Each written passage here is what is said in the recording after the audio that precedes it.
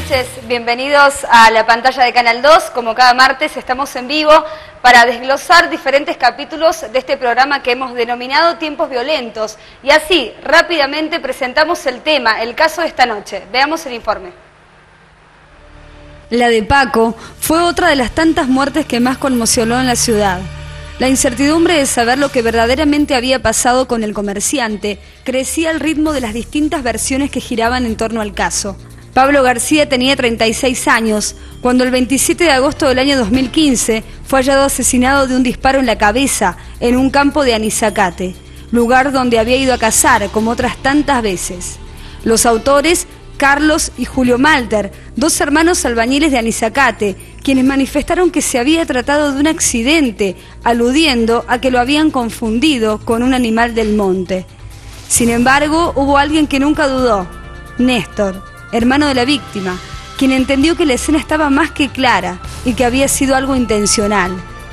El homicidio de Paco generó numerosas movilizaciones en la ciudad, en pedido de justicia.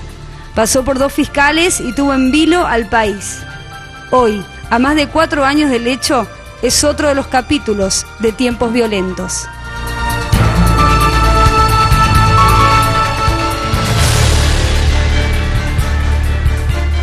Y ahí presentamos, ¿no? El caso tiene que ver con la muerte de este querido comerciante de Altagracia, lo que primero fue plantado, podemos mencionar, como un suicidio, que luego fue tomado por la Fiscalía, en ese entonces la Fiscalía 1 de la ciudad, como un accidente, lo que habían mencionado en este caso los imputados y después condenados. Ahí en el informe incluso podemos agregar algo, y es que es una pieza importante también de agregar. Gustavo López, Changarín, empleado de los Malter, también llegó al banquillo de los acusados, también estuvo detenido, él estuvo acusado en ese sentido de haber participado de lo que luego fue un homicidio con alevosía, así quedó la causa, pero finalmente fue condenado por ese encubrimiento a la pena de 3 años y 5 meses de prisión.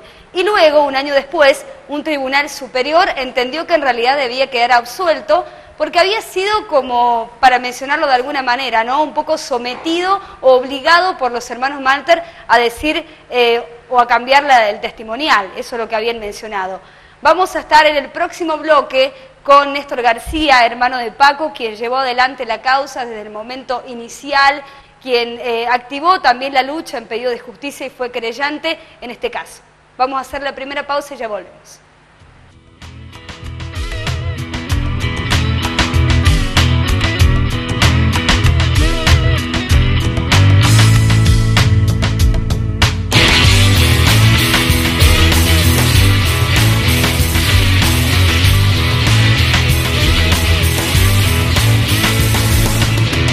Sentí la música. Cuando me dices suéltate. Sentí la Q. Tu lugar para escuchar música. 105.3. 105.3. Desde Altagracia, Córdoba, Argentina.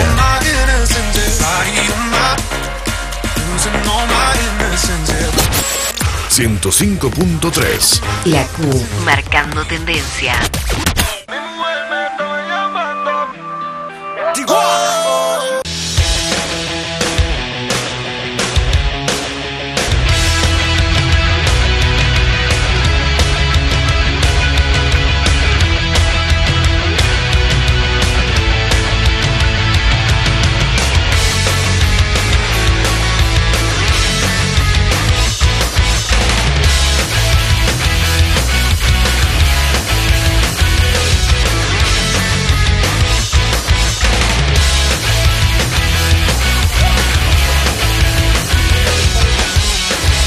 Deja oficialmente inaugurada la tercera etapa y con esto la totalidad del Parque Deportivo Urbano de la ciudad de Altagracia.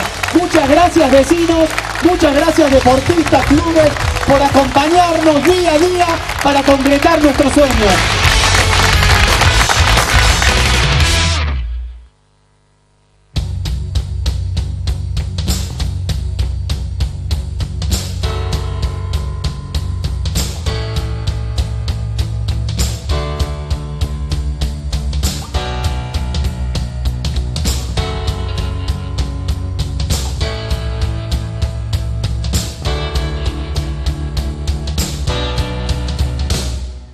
Con Bancón, olvídate de las claves, coordenadas o de ir al cajero. Transferí, pagá y disfruta tu tiempo desde donde estés.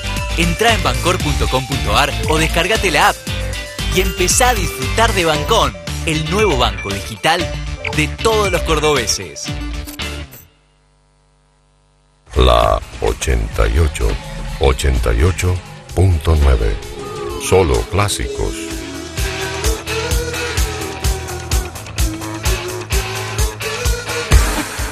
Las mejores bandas, los mejores músicos están en la 88. Josie's on a vacation far away. Come around and talk it over. La 88. Ella durmió al calor de las masas.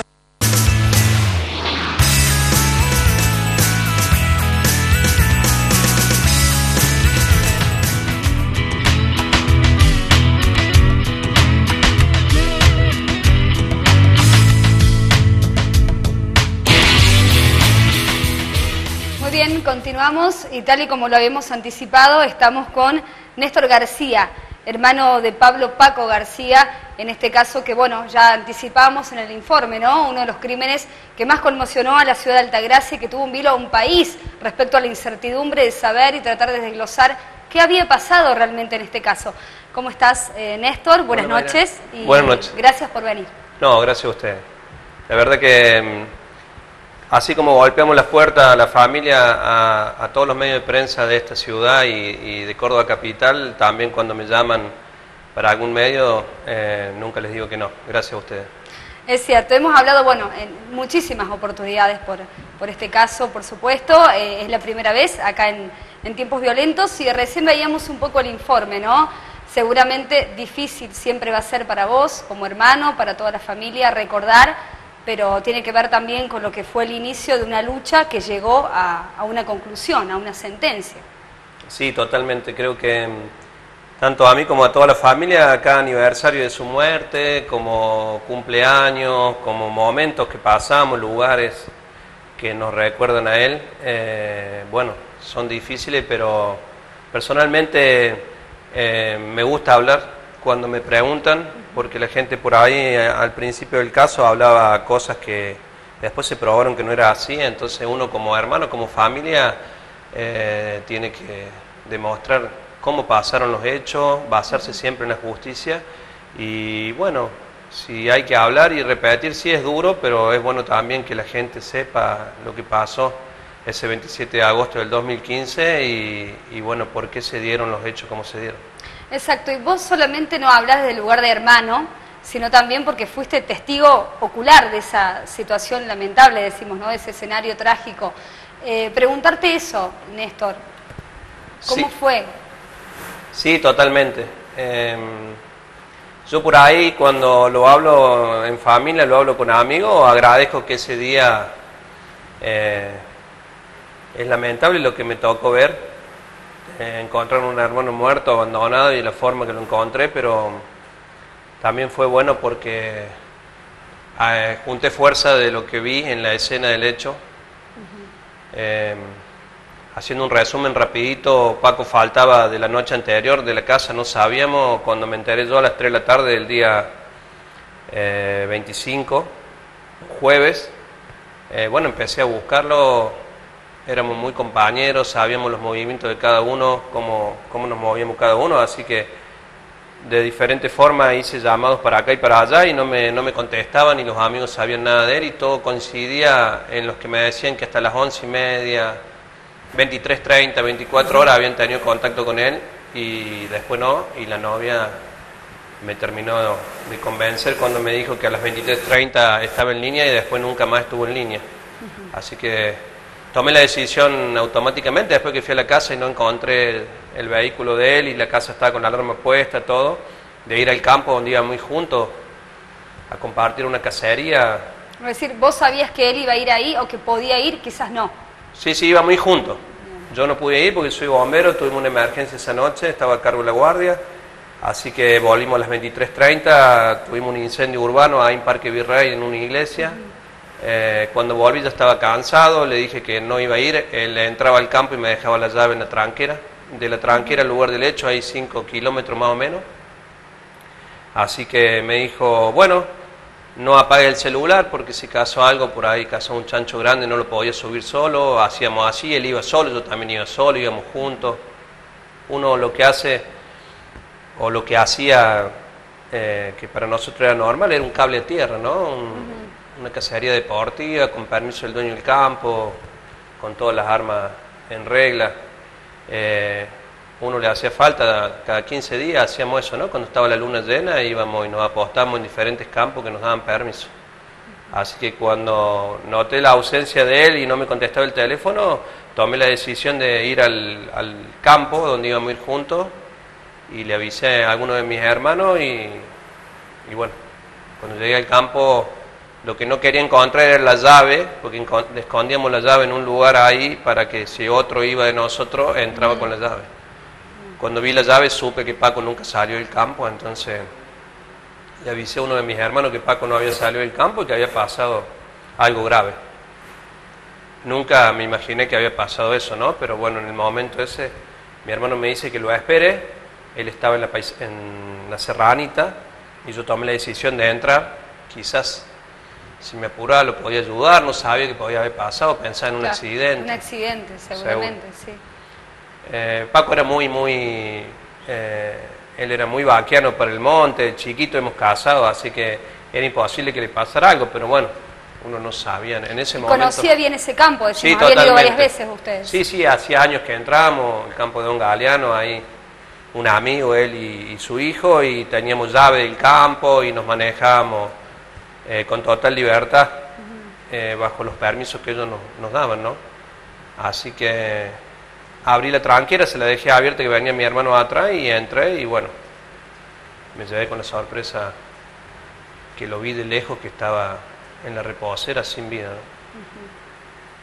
Vi la camioneta, donde dejábamos nosotros la camioneta y bueno, en un momento me sorprendió de la forma que estaba el cuerpo y ya de lejos supe que estaba sin vida de varias horas, ¿no?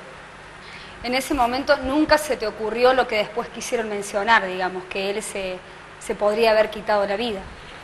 No, eso era imposible, ¿no? Y me causa gracia porque que lo digas vos como periodista o lo diga un ciudadano común, está bien porque no conoce, ¿no? Cómo sucede un suicidio, cómo quedan los cuerpos, la temática, ¿no? De un suicidio.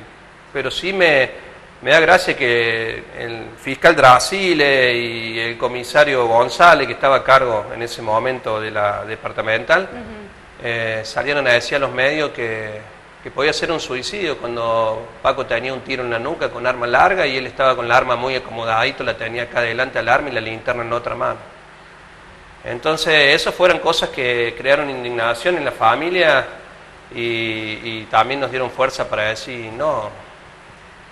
Yo me empecé a manejar también en Córdoba, en el Tribunal de Conducta Policial, porque había cosas que yo vi en el lugar del hecho que no tendrían que haber pasado en cuanto a la investigación policial, tanto judicial como local.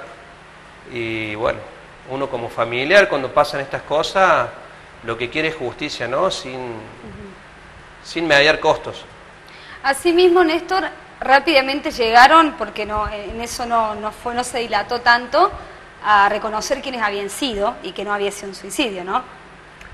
Claro, yo di aviso a mi hermano primero, después a mi jefe de bombero, quien se hizo cargo de toda la parte policial, un amigo, y después le avisé al dueño del campo, siguiendo más o menos las pautas, para hacer las cosas prolijo. La policía demoró 30 minutos más o menos en llegar, 20 minutos que yo me mantuve sentado al lado del cuerpo de mi hermano sin vida, sin tocar nada, porque había cosas raras en el hecho. También me ayuda mucho que hace más de 27 años que soy bombero voluntario y ya hemos visto muchos casos de homicidio, de suicidio, de accidentes, de muertes. Entonces uno más o menos se da cuenta. Tenés conocimiento. Pero bueno, de todos modos, Más allá Cuando de que pasa sepa, en un familiar claro, es realmente muy chocante y uno... tratar de mantener esa distancia, Sí. quizás que... Sí, muchas veces me lo decían amigos y no te despediste de tus hermanos, no le abrazaste, no, porque en ese momento a lo mejor hacer eso era entorpecer la escena, ¿no? Estuve sentado, sí, a medio metro de él, en el piso, pero nunca lo toqué, ni nada, ni lo moví, nada. Porque en el momento que me bajé de la camioneta supe que eso no era un accidente, ni era un suicidio, ¿no? Porque de la forma que estaba acomodado el cuerpo, no había forma. Pero bueno, después, tanto el fiscal, Dracile, como el que estaba a cargo de la investigación,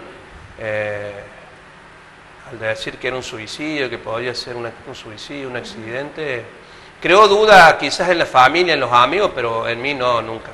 Se lo dije en el lugar y después se los dije las pocas veces que me atendió el doctor Dracile, cómo para mí eran las cosas y bueno, y por eso hice la denuncia en el Tribunal de Conducta Policial, porque un policía de Anizacate sacó fotos y las viralizó en el mismo momento que llegó al lugar. El comisario de Anizacate no se quiso hacer cargo de los hechos, dijo que podía ser un familiar, siendo que familiares míos entraron 2 o 3, contados con los dedos de una mano. Nadie sacó el celular. Después entraron todos policías y bomberos amigos, que repito que nadie sacó el celular del bolsillo para hacer fotos morbosas del hecho, ¿no? Y bueno, después llegamos a quien había sacado la foto y yo, en vez de dirigirme al doctor Dracile, después que velamos los restos de Paco el día domingo, el lunes me presenté en el Tribunal de Conducta Policial en la provincia de Córdoba y realicé una denuncia que demoró unas 3-4 horas con nombre y cargo del policía que había sacado la foto, y después que tenía la denuncia en la mano se la traje al despacho del doctor Dracile, ¿no?, para que él hiciera las investigaciones que correspondían. Ahora, cuánta valentía la tuya, Néstor, porque otros por ahí, qué sé yo, sí, duele por supuesto, pero en esto de decir, y bueno, no tengo cabeza para pensar en este momento ir a denunciar a quien viralizó una foto, a eso me refiero, no todos lo pueden hacer. Sí, totalmente. Y te repito, cuando te tocan un familiar, un hijo, un hermano, un padre o una madre, yo creo que uno saca fuerza de donde no tiene, ¿no? Pero yo creo que también siempre todo lo que hicimos fue basado en fundamentos concretos, ¿no? Vinieron amigos diciéndome de hacer marcha porque hacía unos días había pasado la muerte del cura, y uno de los que había hecho la marcha para el cura, una chica, una amiga, vino y me dijo, hagamos marcha, y yo, digamos, marcha no. Somos personas conocidas acá en Altagracia, ¿viste? Y uno por ahí no conoce cuáles son los fundamentos de una marcha, Claro, ¿no? exacto. Porque hay marchas y marchas. Y la reacción del otro Y también, la reacción mirada del otro. Totalmente. Pero lo más lastimoso para nosotros era que 2 de los homicidios de Paco estaban en libertad, ¿no? Y como que se nos reían en la cara porque seguían con su vida normalmente y diciendo a viva voz que había sido un accidente, ¿no? Y que deberían largarlo a Mauricio, el único que estaba preso. Ahora, yendo directamente a ese tema, Julio y César Malter, 2 hermanos que al parecer también iban a casar a ese lugar, y por otro lado, Gustavo López, empleado de ellos. ¿Cómo la policía llega a ese lugar? ¿Vos los conocías, Néstor? No, nosotros no los conocíamos. Ninguno de mis 2 hermanos, Paco y David, que entrábamos al campo, los 3 entrábamos con total libertad y teníamos llave del campo, no los conocíamos. Se dieron cosas ese día que realmente sorprendente, porque mi hermano David entró al campo a buscar maíz, estuvo con don Galeano a las 5 de la tarde y a las 16:30 entraron ellos caminando por el campo, los 3, con armas y con una carretilla. Y mi hermano no los vio, porque si mi hermano los ve le dice, Paco, no vayas porque estaba entrando gente y... Claro. Entonces, no los conocíamos, pero cuando estábamos en el lugar del hecho estaba yo y me empezaron a indagar el comisario González y el fiscal Dracile con sus colaboradores. Me preguntaban, bueno, ellos indagaban sobre que podía haber sido un suicidio, ¿no? seguían con eso. Entonces, viene don Galeano y yo le pregunto si había entrado alguien en el campo, si ellos habían dejado de entrar a alguien en el campo, y don Galeano me dice que no, que ellos no habían dejado de entrar a nadie. Y su hijo dice, sí, yo vi que entraron los hermanos Malter y Gustavo López. Cuando me dijo así, lo llamo al comisario, le digo, tome nota porque esos son los que lo mataron. En el momento... Además, por un margen de horario no podría haber sido más personas. Claro, ¿no? en un margen de horario que se coincidía todo, un campo chico de 500 hectáreas, y aparte había pasado un hecho hace un año atrás con un amigo nuestro que también entraba a cazar del campo del lado, y me avisaba a mí, yo le avisaba a don Galeano, que lo habían amenazado de muerte 4 individuos una noche. Lo habían apuntado con el arma, le habían cargado el arma en la cara, le habían dicho que si volvía a entrar lo iban a matar. Entonces él no pudo identificarlos nunca a los hermanos Malter y a López porque estaban encapuchados, era julio, agosto, pero se daba que la misma secuencia que pasó con Paco, lo rodearon, lo apuntaron de arma, lo agredieron verbalmente. Coincidía mucho. Y a él lo salvó, que estaba con su hijo de 16 años, y él dijo, guarda que ando con un amigo y está armado también, ojo con lo que hace. Y el hijo de a los 100 metros alumbraba con la linterna, y eso fue lo que quizás no los llevó a que actuaran como actuaron con Paco, ¿no? Bueno, después la policía, con toda esta información, la justicia llega, da con ellos, y ellos confiesan, pero dan una versión, también decimos, ¿no? Claro, totalmente. Yo le digo al comisario que esos son, a mi ver, los que habían provocado la muerte de Paco. Ellos me dicen, la policía me pregunta si había problema con ellos, que por qué yo llegaba a esa conclusión. Entonces no teníamos problema con nadie, pero ya lo que te conté recién, lo que había pasado en el campo con este amigo nuestro. Y entonces yo exijo a que se actúe rápidamente en la detención de los 3, ¿no? Y bueno, yo también tenía un par de amigos policías ahí, que son bomberos, que también insistieron en rápidamente hacer los allanamientos a los que estaban a cargo. Yo estuve hasta las 11:30, que alzaron el cuerpo, no me separé nunca del lado de Paco, alzaron el cuerpo y fueron a abrir la camioneta, revisaron, bueno, los trabajos de rutina que tiene que hacer la policía científica de la judicial. Y recién ahí, cuando salió la morguera, salí detrás de ellos y me pidieron que si podía declarar. Y estuve hasta las 3 de la mañana declarando en la comisaría de Anizácate. Y cuando, bueno, no tenía más preguntas para hacerme, bueno, me fui a casa a encontrarme con mi mamá, con mi papá, con mis hermanos y con todo el barrio que estaba en la puerta de la casa de mi mamá, con mis hijas que estaban en casa, con mi señora y la familia de la novia de Paco. Y bueno, estuve 2 horas en la casa de mi mamá, a las 5 de la mañana fui a mi casa y un amigo me llamó 5:30 y me dijo, ya los tenemos detenidos, tenemos un detenido, que fue el partícipe material del hecho, el que ejecutó el disparo, y dice que le tiró un chancho. No, le digo, eso no puede ser. Ya la policía le había dicho eso a él. Sí, la detención, había digamos. declarado que él le había tirado un jabalí. No, primero, o sea, se resistió al... Bien, se abstuvo, digamos. Sí, no, hubo resistencia a la autoridad,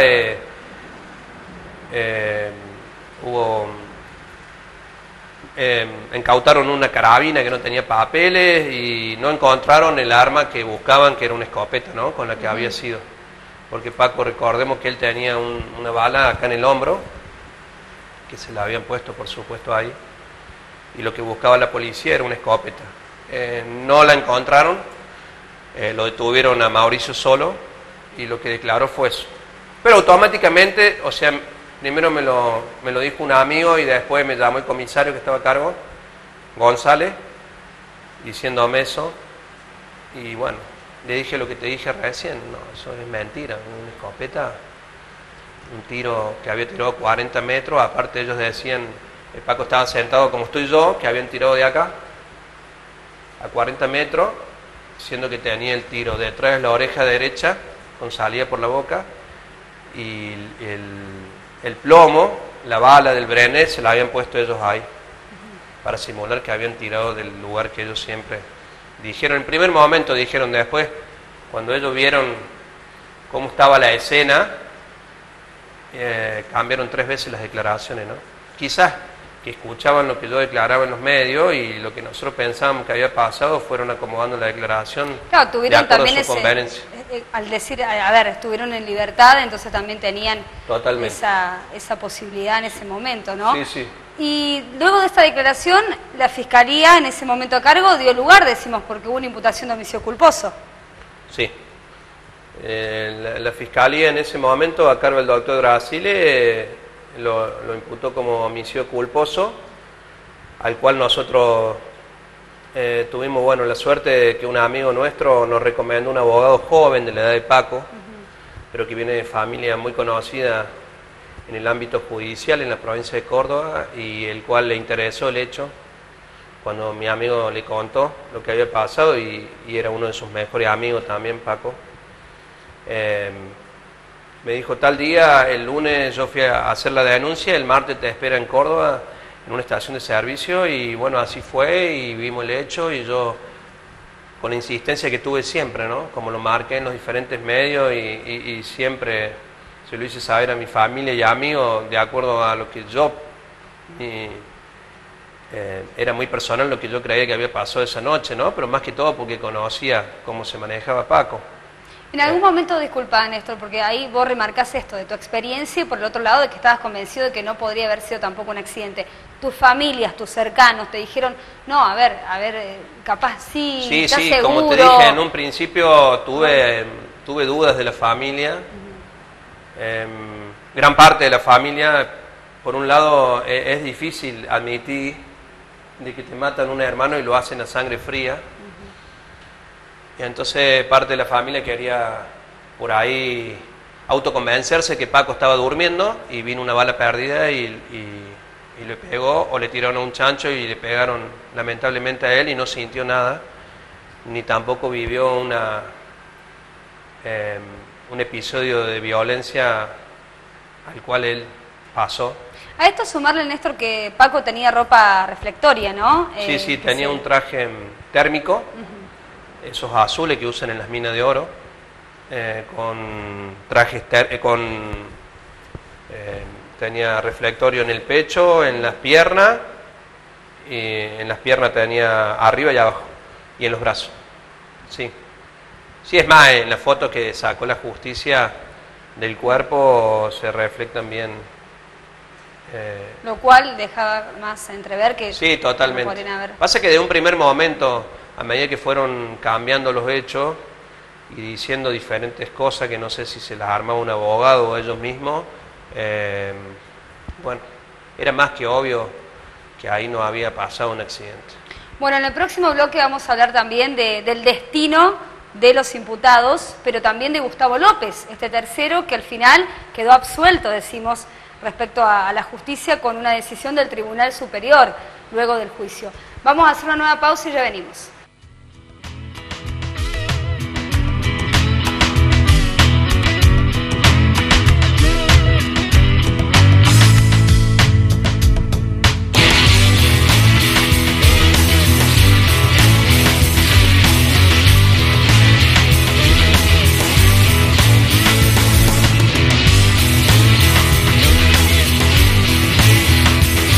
Sentí la música. Cuando me dices suéltate el... Sentí la Q. Tu lugar para escuchar música.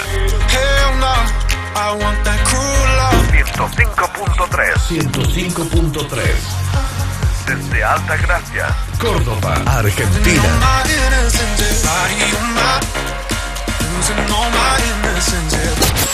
105.3 La Q. Marcando tendencia.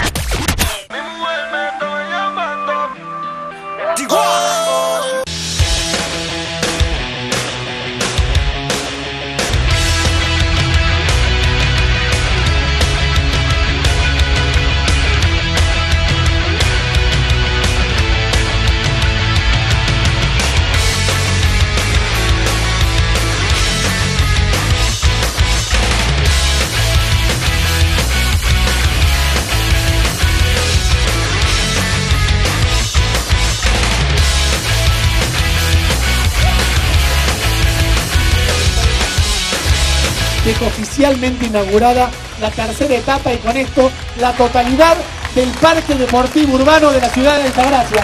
Muchas gracias vecinos, muchas gracias deportistas, clubes, por acompañarnos día a día para concretar nuestros sueños.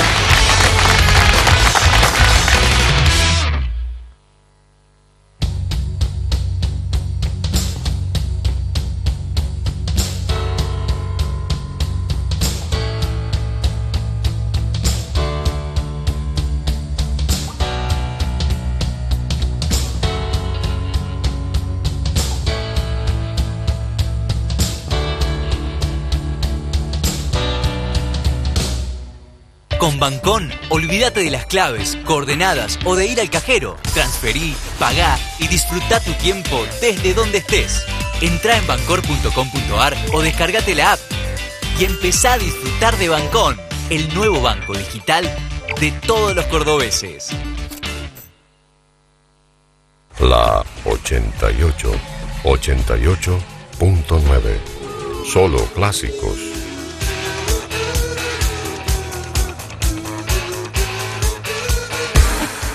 Las mejores bandas, los mejores músicos están en la 88. Josie's on a vacation far away. Come around and talk it over. La 88. Ella durmió al calor de las masas.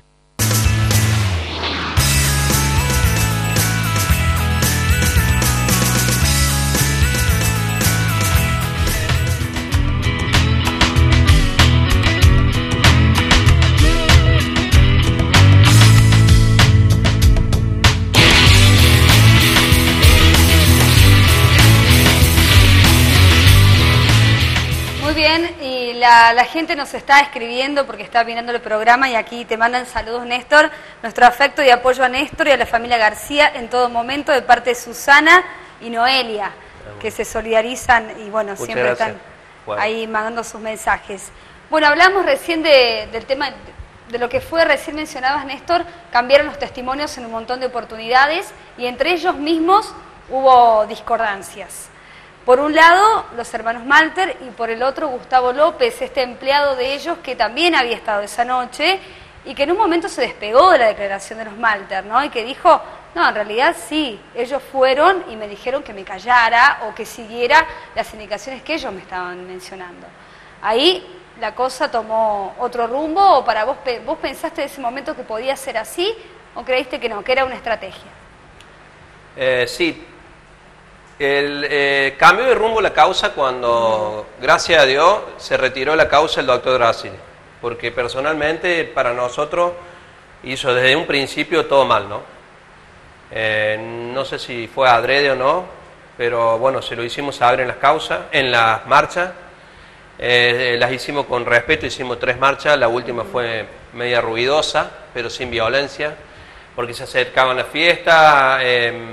Sabíamos que ellos, los que estaban en libertad, los dos que estaban en libertad, Malter y López, iban a gozar de la fiesta con su familia y nosotros teníamos a nuestro hermano muerto. Además que un homicidio culposo, bajo esa carátula, Sí, totalmente. estaba prevista la excarcelación, decimos, Totalmente. ¿no? Sí, ellos estaban ya buscando la libertad de Mauricio, ¿no?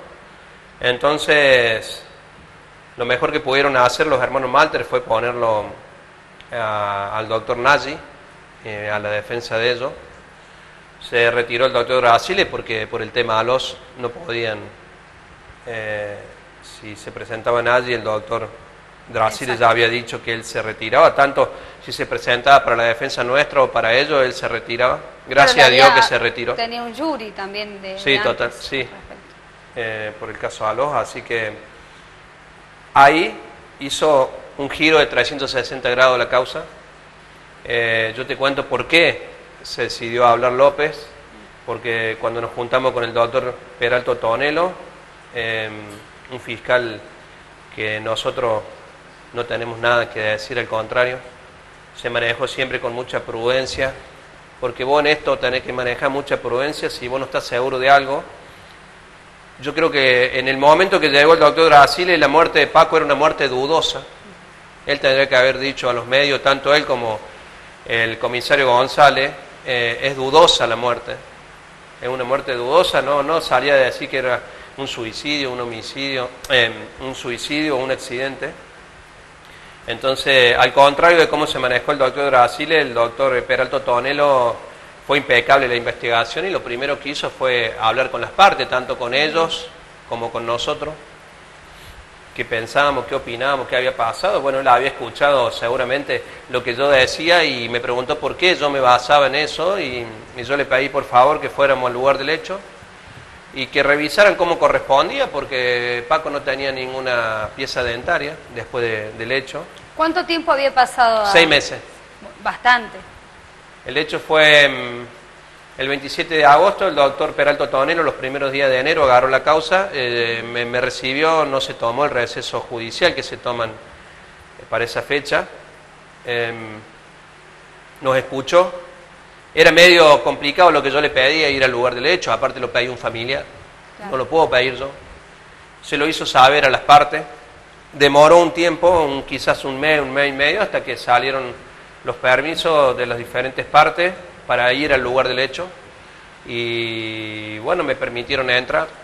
Yo les marqué donde yo creía, primero se lo marqué al doctor. Yo tenía la causa en mi casa, tenía una causa blanco y negro, igual que mi abogado, el doctor Caferata, Agustín Caferata.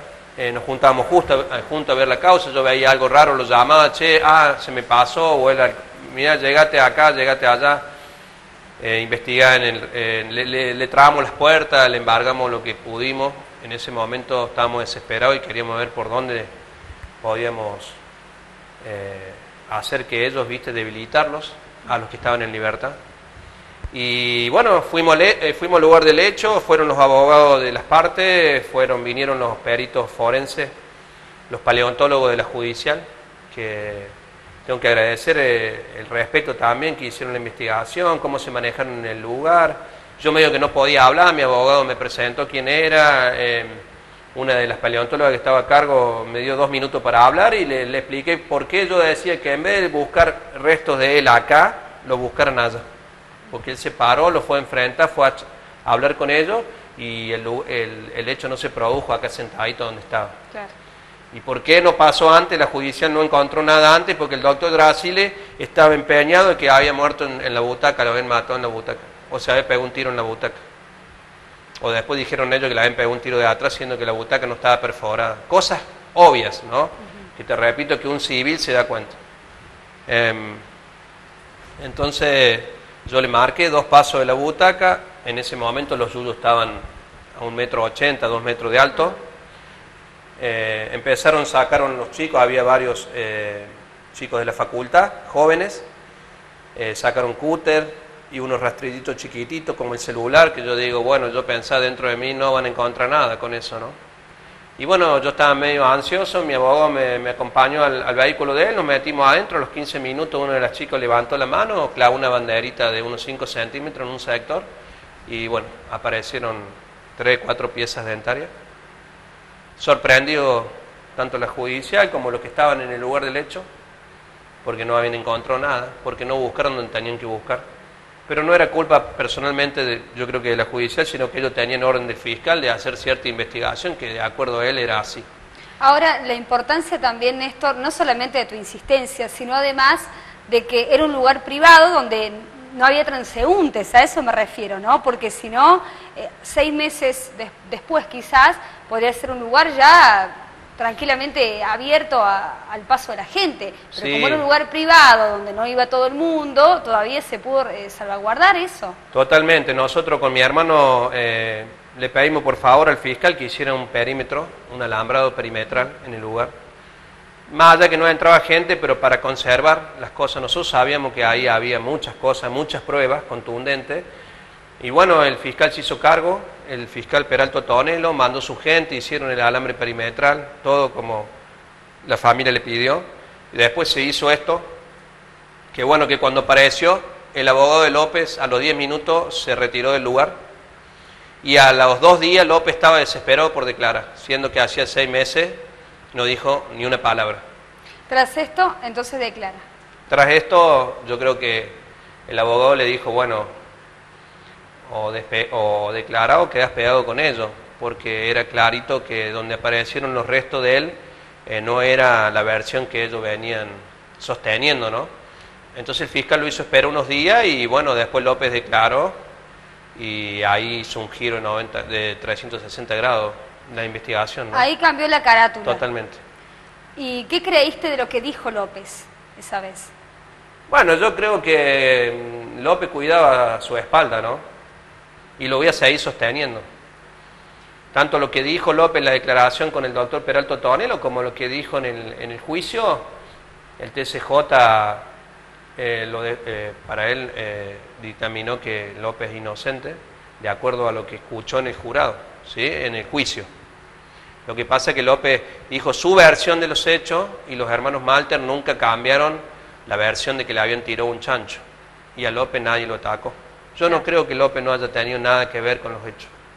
Sino por qué esperar tanto tiempo. Sí, lo amenazaron y todo el tiempo lo amenazaron. Pero después dijo parte de los hechos, ¿sí? No, el tema es que al ser versiones diferentes no podían entre ellos tampoco enfrentarse a lo que vos mencionás, ¿no? Porque unos seguían sosteniendo el tema del accidente y por el otro lado era la acusación era directa hacia Sí. ellos, que había sido intencional. Totalmente. Yo en un momento en el juicio, cuando, bueno, un trabajo excelente, lo tengo que destacar, de la Policía Judicial, de la parte balística, porque habían adquirido un aparato que hay dos en el país, el cual dictamina las huellas en la ropa o en la piel, cuando quedan restos de antimonio y de plomo de un disparo. Esto no lo tiene cualquiera, hay dos en el país y hacía 5 meses que lo tenía la Judicial de Córdoba y bueno, gracias a eso se pudo dictaminar que el disparo no había sido ni a 40 ni a 20 porque fueron las diferentes declaraciones, ni a 25 ni a 5 metros, sino que había sido corta distancia, entre 1 y 2 metros. Bueno, bastante corta. Bastante, y eso que el equipo de Paco había sido manipulado por los investigadores, puesto en bolsa, sacado de la bolsa para ver el orificio, miden el orificio por donde entró, por donde salió. ¿Por qué la bala terminó acá y después apareció acá? Porque estaba perforado en dos partes simétricamente igual, ¿sí? Porque él en un momento se cubrió de una amenaza y se te arruga la ropa. Bueno, de eso también se lo hicimos ver nosotros al fiscal cuando tuvimos la primera entrevista en los primeros días de enero del año 2016. Es decir, que hubo los detalles se tuvieron en cuenta y los pormenores también en el juicio, eso es importante. Sí, totalmente. En el juicio impecable, la Cámara 12, me he olvidado ahora del fiscal y de la jueza que fueron impecables. Yo creo que para las dos partes, ¿no? ¿Y cómo lo viviste, Néstor, más allá de esto, de la conformidad? Tenerlos a ellos, ¿declararon los tres en el juicio o solamente declaró López? Sí, declararon los tres, pero cuando declaró López pidió que sacaran a los hermanos Malter porque es como que les tenía miedo, o habrá sido una estrategia del abogado, no lo sé. Pero sí, yo me tocó declarar. La primera audiencia, el primer día yo no pude estar presente porque yo era un testigo. Yo, fui el quinto que estuvo en la escena de los hechos, ellos 4 con Paco y yo. O sea que a vos, claro, te citaron como testigo, digamos. Como testigo. Y yo no pude estar presente en las primeras audiencias, cuando declararon ellos. Hacen una presentación, no tengo bien en claro cómo es, cada uno de ellos. Y después yo declaré, no sé si en la segunda o tercera audiencia, sí. Yo ingresé así, los tenía sentados los tres ahí, pero tengo que decir que se manejaron con respeto conmigo, miraron el piso constantemente, yo tenía un vaso de agua atrás y cuando buscaba el vaso los miraba. Tenía mucha impotencia, mucha indignación por lo que habían hecho con mi hermano y bueno, es muy difícil manejar los impulsos, pero tanto yo como toda la familia se manejó con mucho respeto, tanto con los imputados como con la familia de ellos. Fue muy fuerte cuando iban mostrando, hicieron una reconstrucción virtual de los hechos, ponían una foto de cada uno de ellos y ponían la foto de Paco o la foto que se viralizó. No precisamente esa, pero una.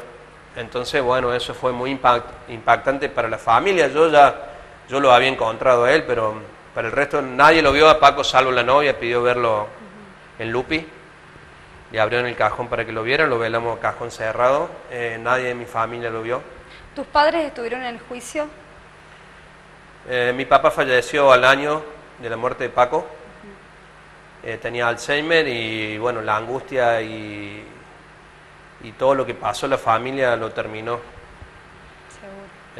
Lentamente le fue quitando la vida. Él falleció en el 2016, el 21 de junio, y mi mamá no quiso ir. Mi mamá estaba muy deprimida, muy mal. La familia pasó, tanto la familia como amigos allegados.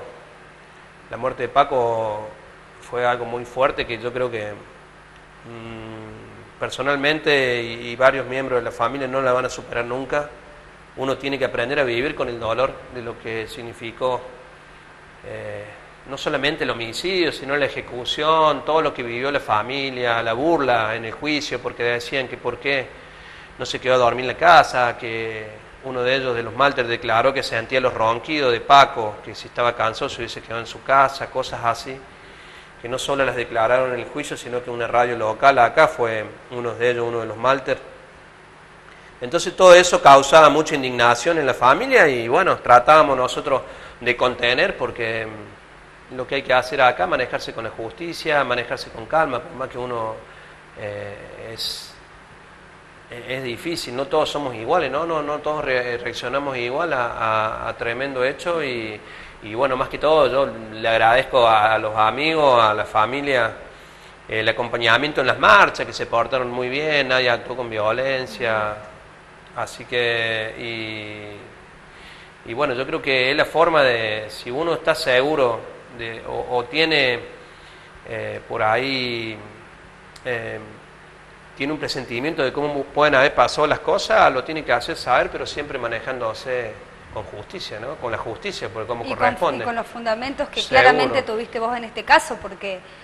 como te digo, no es fácil por un lado la corazonada y esto del vínculo de tu hermano y por el otro pensar, poner la mente en frío, decir, llevar adelante una investigación. Totalmente, aparte hay familias detrás de ellos que no tienen nada que ver y que también están involucrados en la causa, entonces uno tiene que ser muy cuidadoso con lo que dice porque puede también lastimar a gente que no tiene nada que ver, que hay hijos de ellos, que son chicos y bueno, hay que manejarse con cautela y bueno, sí, de acuerdo a la sentencia, uno quedaría la más alta, ¿no? Seguro. Hacemos la última pausa y ya volvemos.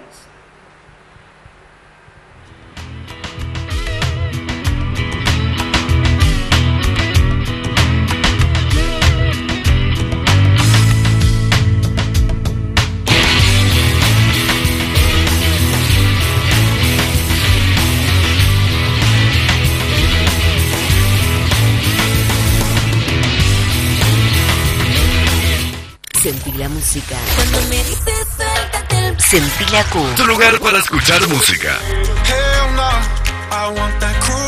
105.3. 105.3. Desde Alta Gracia, Córdoba, Argentina.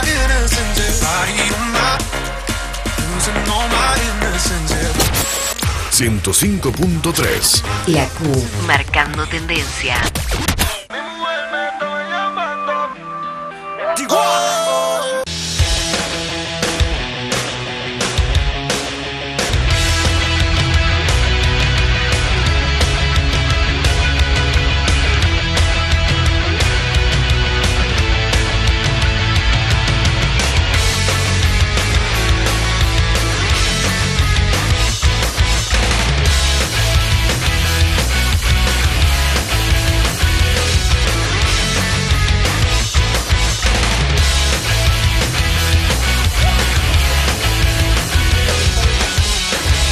Deja oficialmente inaugurada la tercera etapa y con esto la totalidad del Parque Deportivo Urbano de la ciudad de Altagracia. Muchas gracias vecinos, muchas gracias deportistas, clubes, por acompañarnos día a día para concretar nuestros sueños.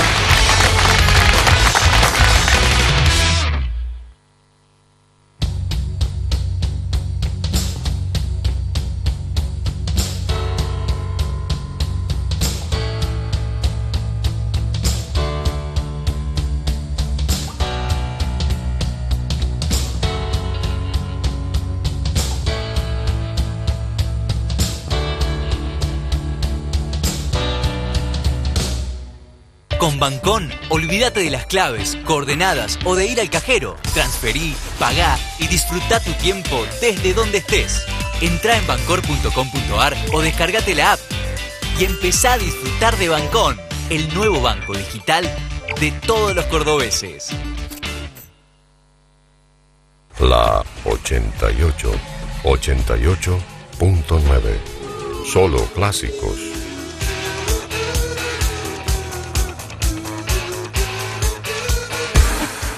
Las mejores bandas, los mejores músicos están en la 88. Josie's on a vacation far away. Come around and talk it over. La 88. Ella durmió al calor de las masas.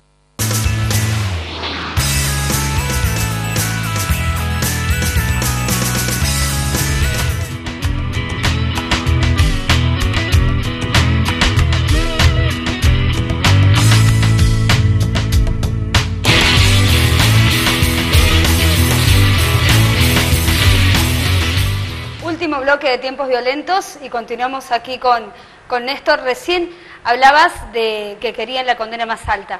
Finalmente fue lo que consiguieron, pero si se hace una retrospección, podemos decir, a lo que fue el inicio de la causa, en ese momento estaba muy lejos, con una carátula primero de, bueno, suicidio en ese caso no corresponde a una instancia penal, pero después homicidio culposo, hasta que finalmente se pudo avanzar y la condena fue de perpetua.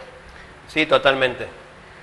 Sí, haciendo un repaso rapidito, cuando una de las primeras entrevistas con el doctor Brasile y nuestro abogado, bueno, él fue uno de los primeros que dijo que no. Cuando mi abogado le planteó por qué íbamos a pedir la perpetua, ¿por qué? No, dijo, ni se les ocurra porque no van a llegar ni a la mitad de perpetua. Porque para perpetua tiene que haber esto premeditado. Y bueno, preparamos un escrito con el abogado, se lo presentamos al doctor Brasile, por qué pedíamos perpetua. Y bueno, hasta que no pasó, como dijimos antes, el cambio de fiscal y que se fue al lugar, y bueno, ahí fue fundamental. Después hizo otra visita al campo, al cual fue el jurado popular. Nuevamente agradezco a la fiscal de la Cámara 12 que me permitió entrar nuevamente al campo. No es normal que entre un familiar, yo no entorpecí nunca la investigación, solamente conocí el campo y yo cuando me preguntaban respondía por dónde entraban los chanchos, dónde nos apostábamos nosotros, dónde iban ellos, dónde teóricamente estaban ellos esa noche. Y bueno, todas esas cosas creo que ayudaron mucho. El jurado popular que fuera al lugar de los hechos, para que no sepa, son 12 personas como cualquiera de nosotros, que no tiene conocimiento en lo absoluto del caso, sino del que caso, se enteran en el juicio. Ni de la parte judicial. Exacto. Son civiles, que cada uno tiene su trabajo. Que llegan por sorteo, decimos también. Llegan por sorteo, totalmente. Entonces, que ellos fueran al lugar del hecho y por ahí que vieran dónde había pasado y dónde venían ellos y dónde estaba la camioneta de Paco y lo que ellos tuvieron que caminar después de que pasó el hecho. Escondieron la carretilla, todo eso estuvo muy bueno. No sé si en todos los casos pasa, pero creo que ayudó mucho. Ayudó mucho y bueno, ahí se fortaleció la sentencia, que fuese premeditado después que declaró López, que uno fue por detrás, el otro por delante, que fue a corta distancia. Yo me acuerdo que en la declaración de López hubo palabras de Paco, y el chico en algún momento se puso violento con ellos, él dijo no, en ningún momento, no levantó el arma, solamente estaba con el arma abajo, en un momento como que quiso cambiar, quizás estaba cansado, el arma con la linterna, pero no hubo ninguna amenaza, nunca declaró López, ¿no? Nos sentimos amenazados por el chico, por Paco. Bueno, yo creo que hizo un par de declaraciones de que en un momento ellos lo increparon violentamente y él dijo que solo se quería retirar, que no quería pelear con nadie, y eran palabras textuales de Paco, que cuando la primera vez que las escuché, bueno, realmente fue emocionante, que me las leyó mi abogado la declaración. Y... Es decir, eso no fue una estrategia, eso no fue plantado. No, creo que no, porque fueron palabras que yo sé que puede haber manejado Paco y que era muy cuidadoso con las armas, ¿no? Y que en ningún momento pasara lo que pasara, iba a levantar el arma y apuntar a nadie, ni amenazar de muerte a nadie. Ahora, de todos modos, Néstor, te quedaste con dudas, porque si vamos al caso, decimos, la declaración fue solamente de López, que de alguna manera también le favoreció, en definitiva, ¿no? Fue condenado en ese momento, en ese juicio, pero después fue absuelto directamente porque consideraron que él había sido o amenazado o hostigado por parte de sus ex empleadores. Pero ¿te quedaste con dudas en tratar de armar en tu cabeza realmente cómo habría sido el hecho? Y sí, totalmente. De eso lo voy a llevar a la tumba, porque yo pensé que en un momento ellos iban a quebrar y que iban a decir, bueno, porque pasaron los peritos judiciales, repito, impecable el trabajo que hizo la parte balística de la judicial, demostraron, pum, tum, vino de acá, armaron el... virtual, me olvidé cómo es, la reconstrucción virtual, y bueno, y dispara un dibujo animado totalmente como fue, digo, en un momento ellos ya estaban, se encontraron tantas partículas, el cuerpo cayó, lo sentaron, no llegó al piso, como había sido, ¿no? Totalmente lo armaron, impecable el trabajo.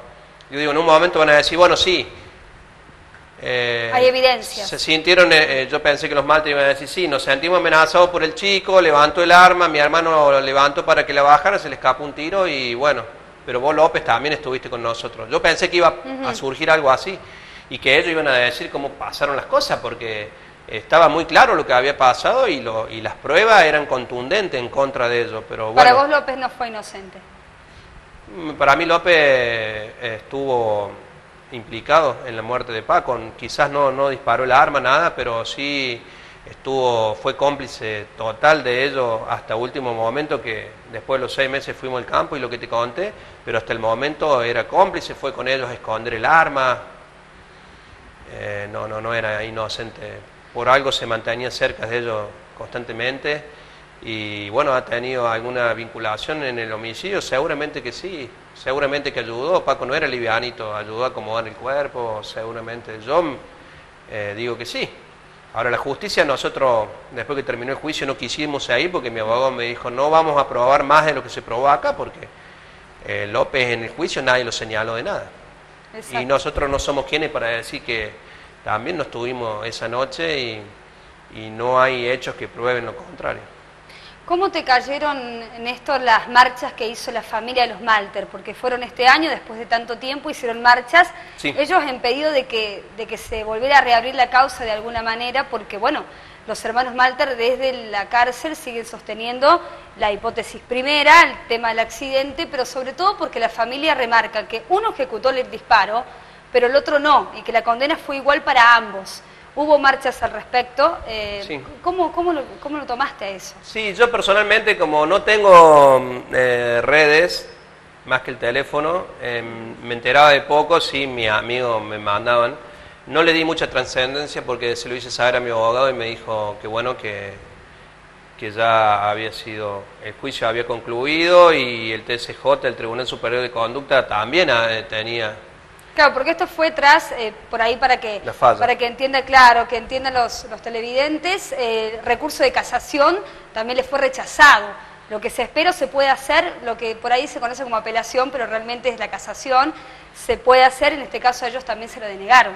Bueno, por eso no usamos nosotros el recurso contra López, porque te dije lo que había pasado antes, no se le mostró nada en el juicio a López y nosotros no fuimos bajo ese recurso a buscar después el juicio. Y bueno, en cuanto a la marcha, que están, no sé si la han hecho nuevamente, tienen el derecho de hacerlo, pero siempre va a pegar fuerte en la familia porque se está removiendo algo que se está tratando de cerrar. No de olvidar, pero sí de cerrar etapas. Y yo creo que lo que ya dictaminó la justicia, no hay vuelta atrás, ¿no? Pero tienen todo el derecho de reclamar. ¿Cómo estás hoy, Néstor? ¿Cómo te sentís hoy? Bueno, uno de a poco, gracias a la familia, a tener mi madre viva después de todo lo que pasó y una cirugía de corazón que la tuvo, casi perdió la vida hace un par de meses, cuando acá en Altagracia, en el sanatorio, no le dieron chance de vida, en Córdoba lo operaron en el hospital de clínica y le salvaron la vida. Y bueno, eso te da fuerza para seguir. Tengo 2 hijas hermosas, tengo una familia muy linda, mis hermanos, que fuimos y somos una familia muy unida y juntos tratamos de salir adelante. Uno se siente aliviado porque la causa está cerrada, porque se hizo justicia, porque lo que luchamos tanto la familia como los amigos se concretó y la sentencia es la que esperábamos. Y bueno, el dolor personal lo voy a llevar a la tumba, no voy a superar nunca la muerte de mi hermano, pero bueno, hay que aprender a sobrellevar el dolor, como te dije antes, ¿no? Seguro. Y agradecer siempre, como te dije antes, a la justicia y a los familiares y a los amigos. Gracias, Néstor, por favor, gracias habernos visitado esta noche y bueno, como siempre, la predisposición que tenés para con nosotros. Gracias. Nosotros nos vamos, será hasta el próximo martes, seguramente. Gracias por acompañarnos del otro lado. Ahí estuvimos hablando con Néstor García, haciendo un repaso de otro de los casos que más conmocionó a la ciudad de Altagracia y que tuvo justicia para la familia. En este caso, un caso en donde han salido conformes, por ahí no en todos los casos sucede de esta manera. Nos vemos, será hasta el próximo martes. Chau, chau.